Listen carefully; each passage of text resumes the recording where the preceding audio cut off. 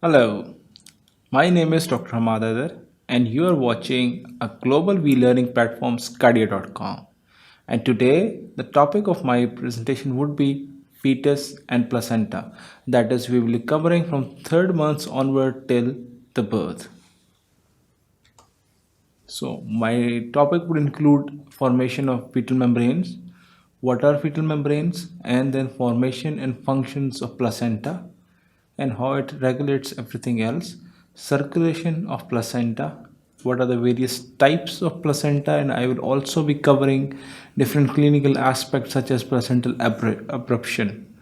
Then we will be covering up umbilical cord formation, arrangement of fetal membrane in twins, which is the monozygotic and dizygotic twins, and role of amniotic fluid in pregnancy. So coming to the fetal membranes, it has two components. It has a maternal component as well as a fetal component. The maternal component is basically formed from the mother side, which is formed by the endometrium of the uterus. As we already covered in the previous presentations and lectures, that actually once the zygote has formed, it becomes a two-cell stage and four-cell, then eventually morula and a blastula. That blastocystic cavity actually embeds itself into the endometrium.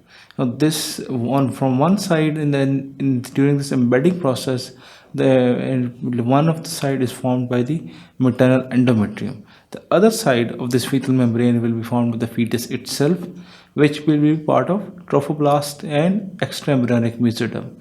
You remember when zygote was formed, it first became divided into two-cell stage, then into four-cell stage, then eventually a morula and a blastula. When a blastula was formed, there were two short cells. There was the inner mass of cells and outer mass of cells. The inner mass of cells will give rise to embryo proper, while the outer mass of cell would give rise to trophoblast. What were these trophoblastic cells? There was further divided into syncytial trophoblast and cytotrophoblast. We covered in detail the role of syncytial trophoblast, that how it actually encroaches into the endometrium so that this blastocystic cavity can be anchored and embedded into the uterine cavity. But this inner layer of the cells, which is actually surrounding the inner cell mass, which will be forming the embryo proper, is the cytotrophoblast.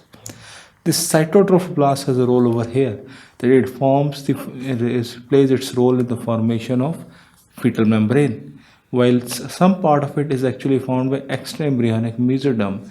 We have discussed this also in the previous, that how they actually initially there are two layers of cells, then from two layers they divide to form three types of layers. There was epiblast and hypoblast, and then there was ectoderm, mesoderm, and endoderm formation took place. Now from mesoderm, this is a combination with chorionic cavity and chorionic plate. This results in extra embryonic mesoderm. This is extra embryonic mesoderm and trophoblast combined to form a fetal part of the fetal membrane. There's actually just like it, that they are actually forming the covering around the fetus from the fetal side, and the maternal side is actually covered by the endometrium itself. Now this is the diagram which is showing a human embryo at 2 months.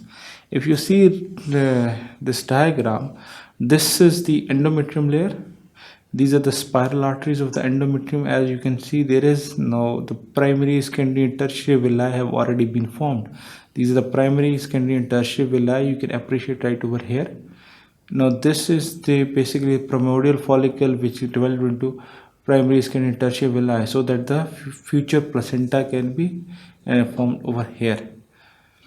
Now once this has been formed, this is the layer which is surrounding, which is the chorionic plate, extra embryonic mesoderm. This along with this with these trophoblastic cells actually form the fetal side of the membrane, while the maternal side is actually covered by endometrium. As you can see now, this is the extra embryonic mesoderm, this is the outer trophoblastic layer, and these are the intervillus, where primary, secondary, and tertiary villi which are actually forming. Now this side is the fetal side, this side is the maternal side of the fetal membrane, that the fetus is actually enveloped in two layers. which the fetal is further subdivided into two layers, which is formed by extra embryonic mesoderm and trophoblast, while maternal side is formed by endometrium. By beginning of the second month, the trophoblast is characterized by a great number of secondary and tertiary villi, which is just described in the previous diagram. Stem anchoring villi extend from mesoderm of the chorionic plate to cytotrophoblastic layers of the cell. If you see, go back here, now these are the stem anchoring. Not all the villi are actually going up till now. As you can appreciate, this ending right over here, it's not attaching this. But these are the stem anchoring villi, which is actually starting from chorionic plate, extending all up to the cytotrophoblastic cell. And as what actually happens is it's so that these are actually the why they call anchoring villi, because these are the villi around which whole intervillar structures and everything else develops. Surface of the villi is covered by syncytium, which rests on a layer of cytoplasmic cells, which it turns around the core of the vascular mesoderm. Now we have to understand is that these fetal membranes are actually formed by different layers. It's not a single layer of cells. Then there is an outer layer which is called as cytotrophoblastic cell. Then there's a syncytium. And then there is a role of vascular mesoderm as well as endoderm or endothelial tissue as well, which is actually those. If you go back here, now these are the spiral arteries. Now once they are being digested out or actually broken down, the endothelial tissue over here, the blood which has come right from the maternal blood up till this point, it has diffused across to reach over here. So it's not like just going on from as a crossing one layer. It is crossing in one layer over here, then one layer over here, then this is the connective tissue, and then crossing this layer to come right in this portion. So this membrane is actually composed of multiple layers. And what are those layers? These include syncytium, cytotrophoblast, core of vascular mesoderm, and endoderm. Fetal membranes. The capillary system developing in the core of the villus stems soon comes in contact with the capillaries of chorionic plate and a connecting stalk, thus giving a rise to extra embryonic vascular system.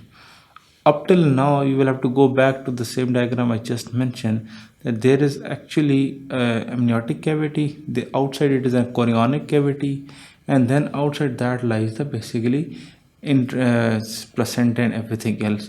Gradually the amniotic cavity increases so much that the chorionic cavity disappears. But this time the capillary system has developed enough that it comes to lie in contact with the chorionic cavity. At this point it gives rise to extra embryonic vascular system.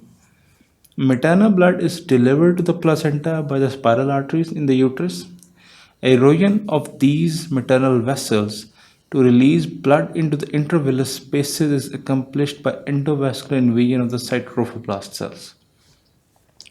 You remember the cytotrophoblastic cells actually invade. The syncytium invaded the endometrial tissue so that this blastula or blastocystic cavity can be lodged into the endometrium. Similarly, the cytotrophoblastic cells, which are now the inner cells surrounding the inner cell mass, or in a layer of cells which is surrounding the inner cell mass, which will be eventually the embryo proper, which will form the eventually the embryo proper, or actually they invade the endometrial spiral artery endothelium. As a result, when they invade them, they are dissolved to release the blood, form blood pools and blood islands. Now, the nutrients actually absorbed from these blood pools and blood islands across this membrane to the amniotic cavity so that they can be utilized by the fetus.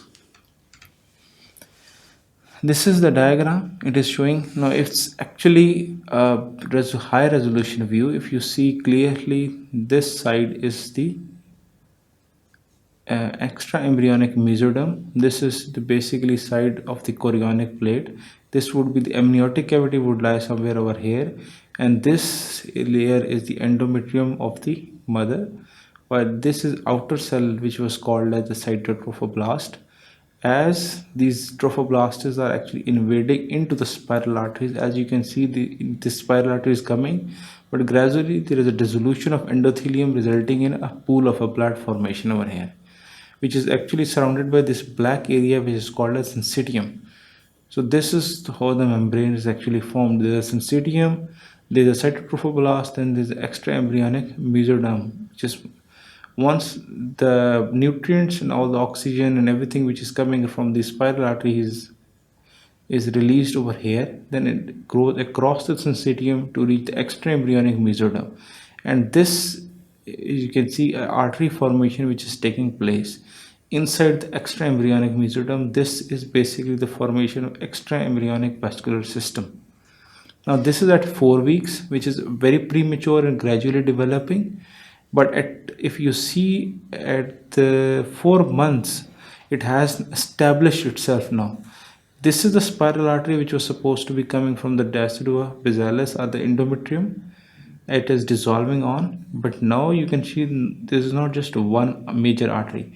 There are multiple arteries which are being formed in the endometrial extra embryonic mesoderm. Now the extra embryonic vascular system has been very well established. There is the venules and capillaries, then this is the syncytium, as well as this outer cytotrophoblast layer has actually thinned out or almost disappearing. If you compare with this, at 4 weeks there's a large thick cytotrophoblast layer, but at 4 months this layer has actually disappeared or mostly has gone. On the other hand, there is a thin or a small extraembryonic mesoderm at 4 weeks, but if you appreciate, it forms a major part at the 4 months. Extraembryonic vascular system and extraembryonic mesoderm forms the major part of the 4 month. During the following months, the numerous small extensions grow out of the existing stem villi and extend the free villi into the surrounding lacunar intervillous spaces.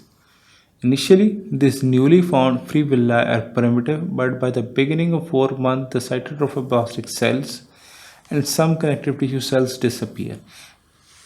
I just told you that if you appreciate over here the thickness of cytotrophoblast cells and just appreciate the thickness of cytotrophoblast cells over here, it's very small compared to this area. As it grows and becomes mature, the cytotrophoblast cell starts to disappear. The syncytium and endothelial wall of the blood vessels are then the only layers that separate the maternal and fetal circulations. Going back to the same diagram. Now come look at this. Now the spiral arteries are here. These spiral arteries are bringing the maternal blood.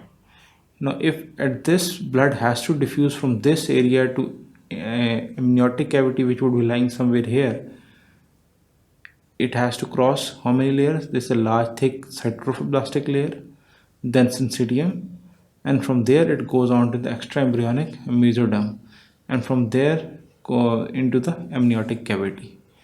So it has to cross a lot of layers. If you see over here, it has thinned out. It does not have to cross such a large cytotrophoblast cells. If you appreciate over here, look at the thickness of the syncytium over here, and look at the thickness of this black area on this diagram. It has actually thinned out. The syncytium also thins out, and intervillous spaces actually increased. If this is the intervillous spaces, now look at the surface area of the intervillous spaces in this diagram. So the greater the surface area, the greater would diffusion, the greater would be the transport of substances across this thing. As a result, there would be increased efficacy and increased maturity of the system as a whole. So what actually happens is that this small thin cytotrophoblast, thin syncytium, large intervillous spaces, and so there is an increased surface area and large extraembryonic mesoderm and extraembryonic vascular system, so that is the nutrients can quickly be transported towards the amnion or the developing fetus. Gradually, the syncytium thins out and cytotrophoblast cells starts to disappear from smaller to larger villi. So this, once it has established itself, the syncytium starts to thin out and cytotrophoblast cells starts to disappear. Gradually, this initially disappear from the small venules and capillaries and from large arteries as well.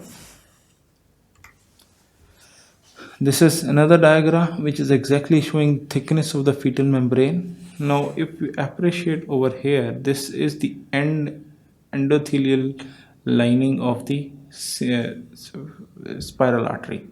Now this is a cut section for taken like this, that actually the spiral artery is coming here. It is surrounded by endothelial cells, which is one cell thick layer. Around this you have endothelium, then you have connective. This area is the connective matrix in which the actually arteries and venules and capillaries are lying. Then this layer is the cytotrophoblastic cells, which is also there, and this is the thick syncytium. This is actually around at 4 weeks. If you compare this area with this diagram, this is actually depicting the same thing, but it's in a different cross section has been taken. That you have a thick cytotrophoblastic cell, you have thick syncytium, and you have extra embryonic mesoderm there as simply endothelium of the spiral arteries. But other diagram which is showing would be shown now would be depicting this diagram at 4 months. If you see this here, now this is the syncytium, which you can see if sparse it at stages, then it has actually thinned out. Look at the cytotrophoblasts. It has just disappeared at some areas, and on other areas it is just thinned out. If this was the endothelial layer, this is just endothelium, and then the maternal artery actually blood is directly coming in, and this is the connective matrix. So from 4 layers initially it becomes the only syncytium and endothelium are actually lying side by side, so that the substances can quickly diffuse from the maternal side towards the fetal side. There was actually, when we are talking about the diffusion of substances, I will be discussing the role of placenta and functions of placenta, but there's a clinical problem which arises that in 50s and 60s DES was used. It was in 50s and 60s lot of physicians were prescribing Diethylstillbestrol, which is an analog of an hormone, which is estrogen hormone. So what happened is later on in 70s and 80s it was discovered that those children who were in utero received diethylstillbestrol, like whose mother were taking diethylstillbestrols during their pregnancy, were actually having a problem where they were having a large incidence of clear cell carcinoma. So then a retrospective studies was done to rule out, and then it was found out that diethylstillbestrol has a role in implicating clear cell carcinoma in children. Especially it has clear cell carcinoma of vagina and cervix, and if the fetuses were male, this has resulted in clear cell carcinoma of the testes. Certain substances can freely cross the placenta. Diethylstillbestrol can cross this barrier, has shown to cause clear cell carcinoma of the vagina and cervix in the young females and of the testes in young males. Now remember, although mothers were taking this drug, they were not given to the fetuses, but the drug eventually absorbed into the blood. From blood, it absorbed across this placental barrier or fetal membranes to reach the fetus and has an effect over the fetus, resulting in a clear cell carcinoma, an increased incidence of clear cell carcinoma in the fetuses which were born to mothers which were taking diethylstillbestrol. Coming to the structure of placenta now. By the beginning of the 4th month, the placenta has 2 components. A fetal portion formed by the chorionic frondosum, a maternal portion formed by decidua bassalis. Decidua bassalis is a layer of endometrium which will be forming. Now, from fetal membranes, eventually a placenta will be formed. Now, why a placenta has to be formed? Because it has to mature so that the proper functions and transport of substances across can be done. A fetal portion would be formed of chorionic frondosum, and the maternal portion will be from the decidua bassalis. On the fetal side, the placenta is bordered by the chorionic plate, and on its maternal side, it is bordered by decidua bassalis, of which the decidual plate is most intimately incorporated into the placenta. Again, if you go back to the diagrams I've just been showing to you, there is a chorionic plate which is forming extra embryonic mesoderm, and then there is a layer which is on the fetal side it is always found by the chorionic plate, and on the maternal side it is found by the decidua bizalis of the endometrium. Then there is a junctional zone. So if you see placenta, a mature placenta would have three zones. There is a maternal zone which actually is formed by the decidua bizalis of the endometrium. Then there is a fetal zone which is actually formed by chorionic frondosum. But the junctional zone where in which there is actually trophoblastic cells and decidual cells are all mixed together. It contains some part of the maternal zone, some part of the fetal zone, so there's all mixed together. This is the diagram which is showing a placenta at 2 months. If you see over here, this is the amniotic cavity which is being the forming embryo and now eventually to be the fetus. If you see over here, this is the chorionic frondosum which is formed by the chorionic plate, and then this is the decidua bizalis. Now this is the maternal component or the maternal zone in which is mainly formed with decidua bizalis and the endometrium. This is the black area is a junctional zone in which the decidua cells and trophoblastic cells are actually lying together, and then this is the fetal side or the third zone which is actually formed by the chorionic frondosum of the fetus. Now this is at 2 months and this is at advanced stage. If you see now, this villi have been formed, intervillous septi have been formed, and now you can appreciate very clearly, and this is the maternal zone, small junctional zone, and a large fetal zone as well. So how the circulation of placenta takes place? During the 4th and the 5th month, the decidua forms a number of decidual septa which project into the intervillous spaces but do not reach the chorionic plate. Now try to understand when you call it a septum and when you call it a division. So if something is projecting into something but is not completely obliterating it, you call it a septum. For example, now this is, if you are taking this as a decidua bizalis or endometrium, and this is the chorionic plate, and this hole is, you can appreciate as a fetal membrane. Now septa will start to come down but not completely obliterated into two sections. It will come down but stop over here. So actually it is divided into multiple sections, but still overall it's still one section, although it is still subdivided into multiple subsets. The septa have a core of a maternal tissue, but their surface is covered by the layer of syncytial cells, so that at all times syncytial layer separates the maternal blood from intervillous lakes of the fetal tissue of the villi. As a result of this septum formation, the placenta is divided into number of compartments or the cotyledons. Because of decidual septum do not reach the chorionic plate, the contact between the intervillous spaces in the various cotyledons is maintained. This is I'm trying to say to you, that although there are septa and there are different compartments which have been formed, but these compartments are not completely independent. There is a connection in between them as well, because these septa have not been completely obliterating the gap. Now this is the diagram which is showing the formation of this decidual septum. Now if you see over here, this is the endometrium, and as you can see endometrial veins. This is the decidual plate which is actually formed by the decidua bizalis. Now this is the septum. Now as this is the chorionic plate and this is the decidual plate, this is a septum forming in between, but it has come and stopped over here. If it would have reached over here, it would have completely obliterated the compartment. Then this compartment would be completely independent of this and this compartment. But actually it does not happen like this. What actually happens is that it comes in, divides up to here, and then another compartment is formed. What this results in, that there is a compartment which is functioning independently, but yes, there is a link between these compartments is still maintained by a chorionic plate and umbilical vessels.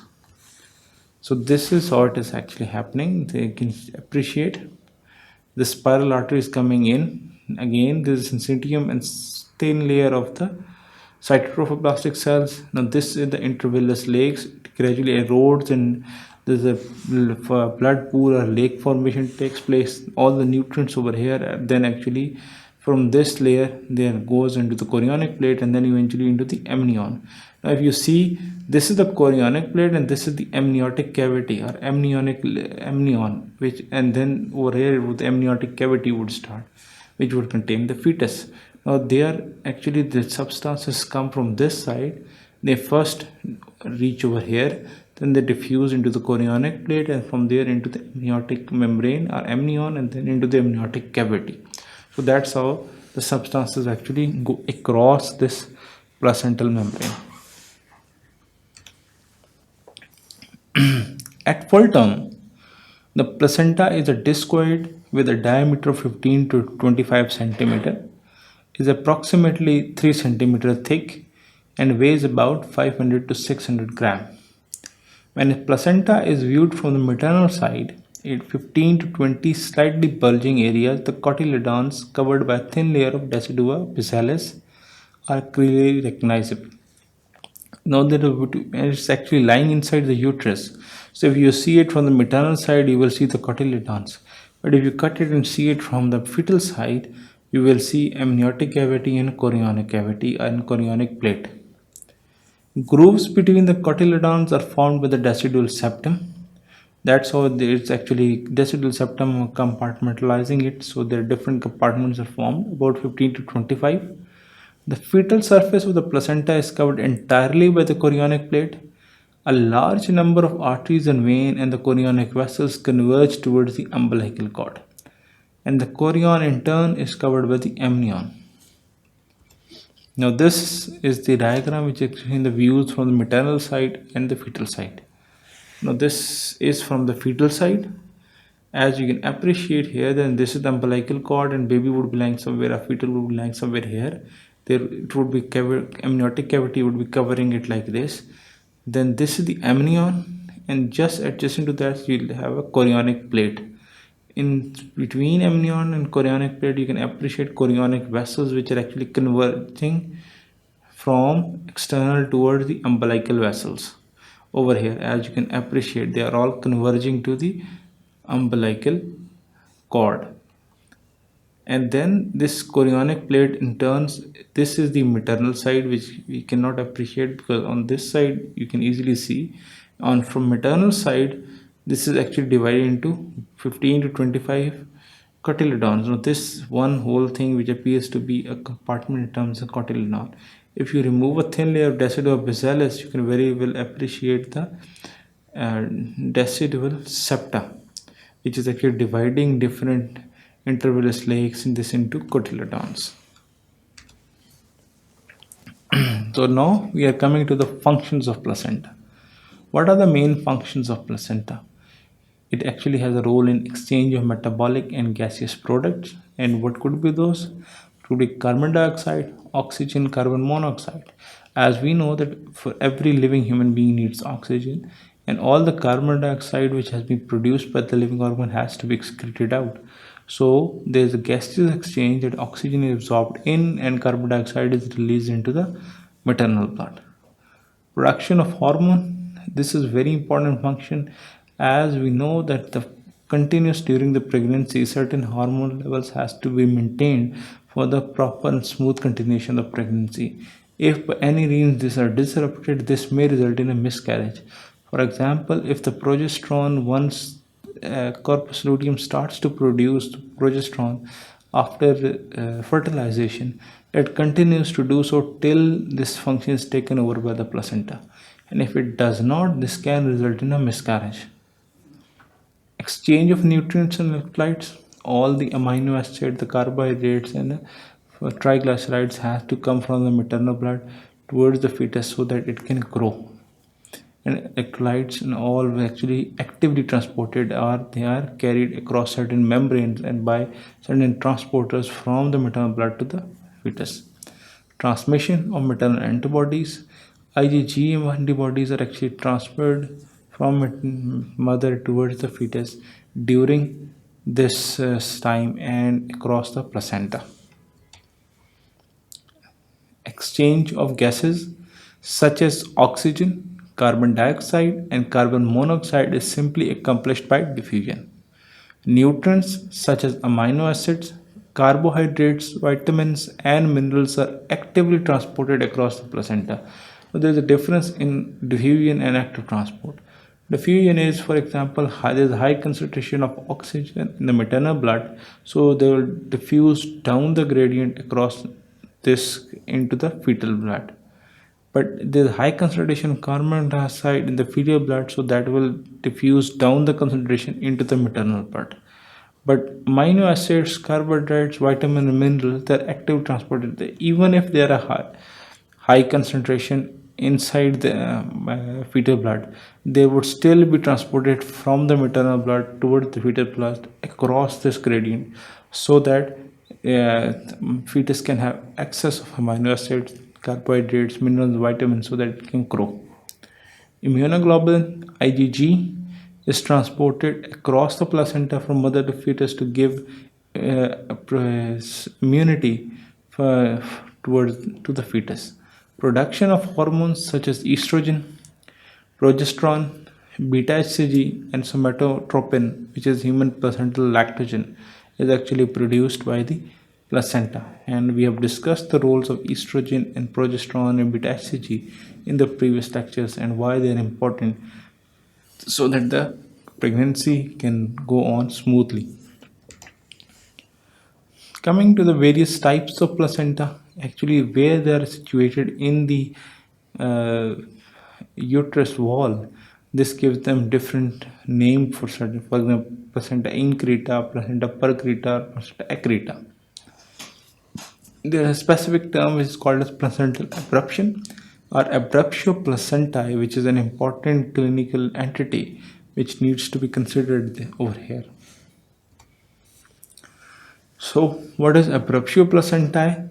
Abruptio placentae or placental abruption is defined as premature separation of placenta from the uterus.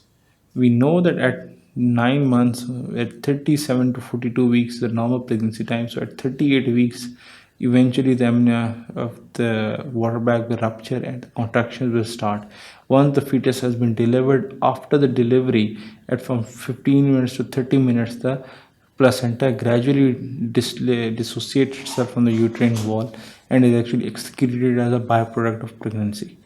But if it does before that, this result in abnormal disruption of placenta is termed as placenta abruptio placentae.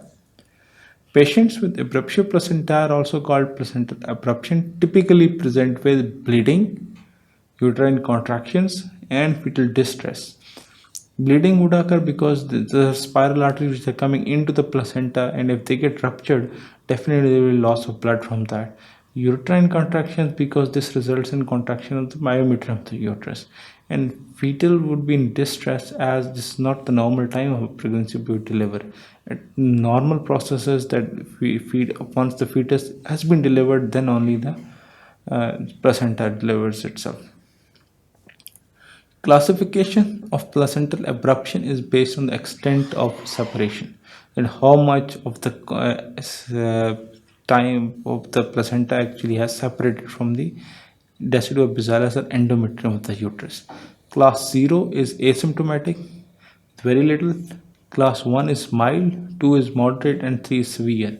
Usually, class 1 is present in about 48% of the patients.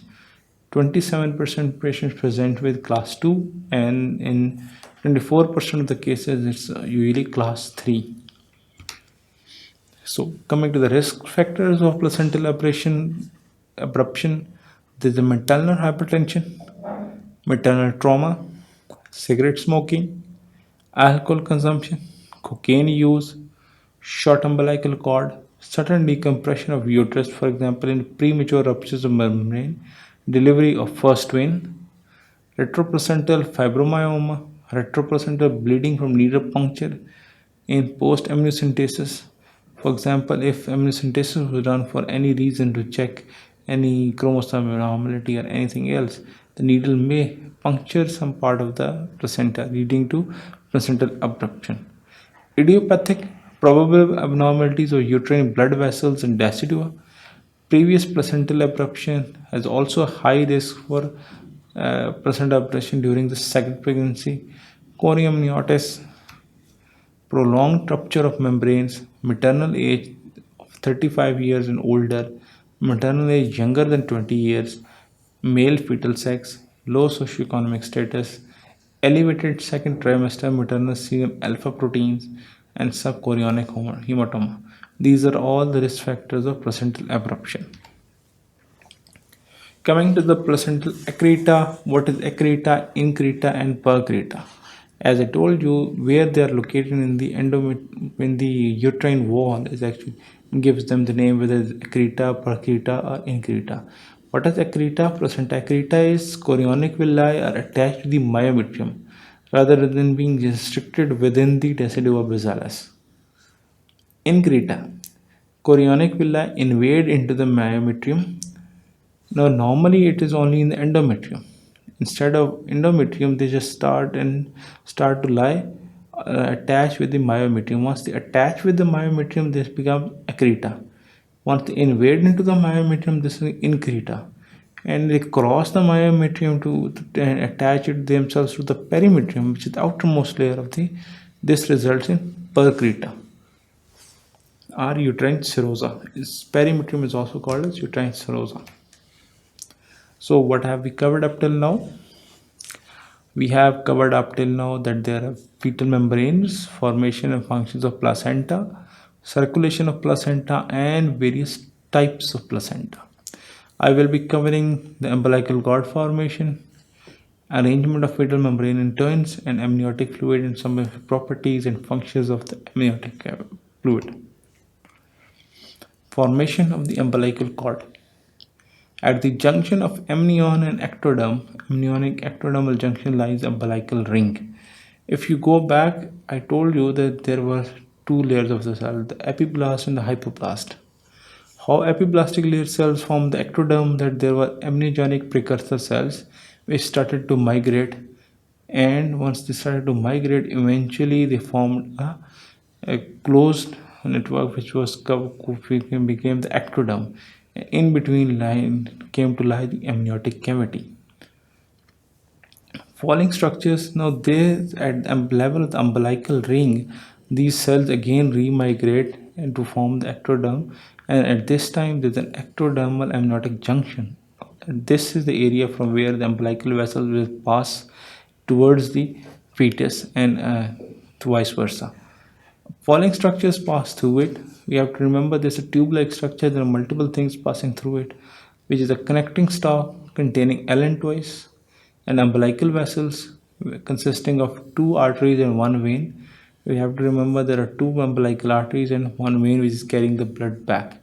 And allantois in humans, although allantois does not have a major role to play, but in mammals, allantois has a role in formation of excretory organs.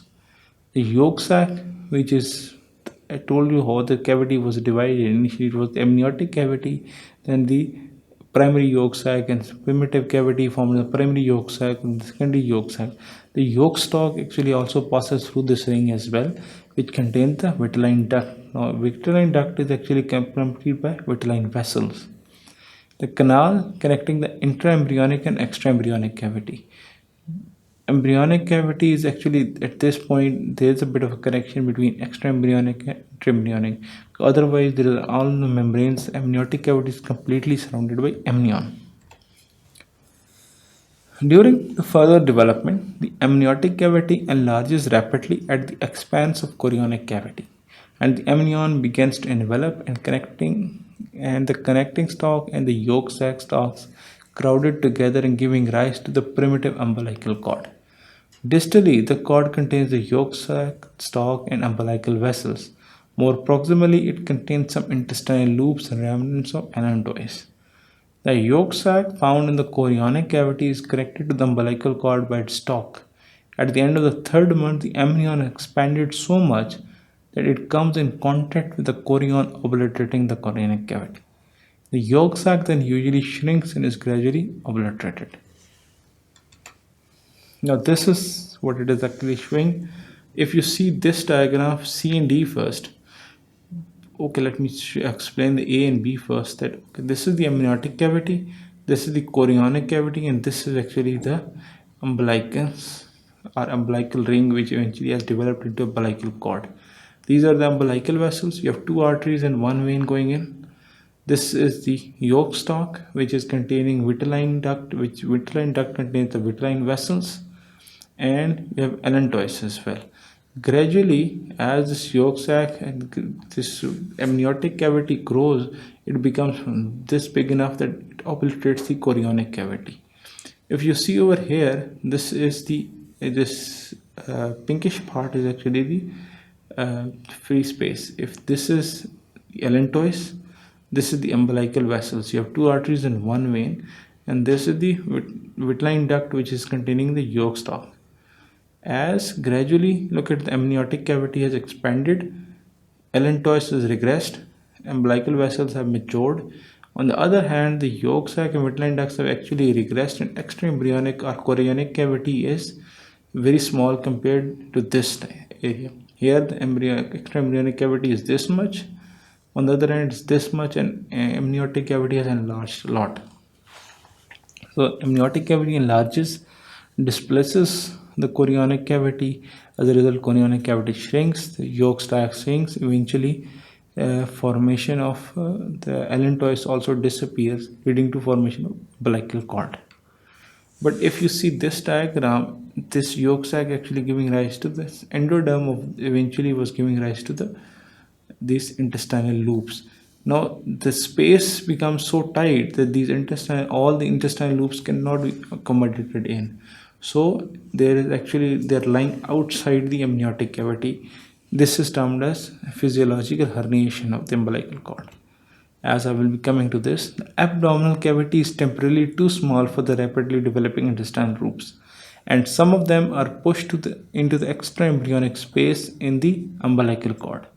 And these extruding intestinal loops form a physiological umbilical hernia, and gradually they are returned back. But if they are not returned back, this results in an anomaly called as gastroschisis, in which a baby is born, but the abdominal musculature is absent, and actually the intestines are lying outside, may be covered by a thin membrane. At approximately end of third month, the loops are withdrawn into the body of the embryo, and the cavity in the cord is obliterated.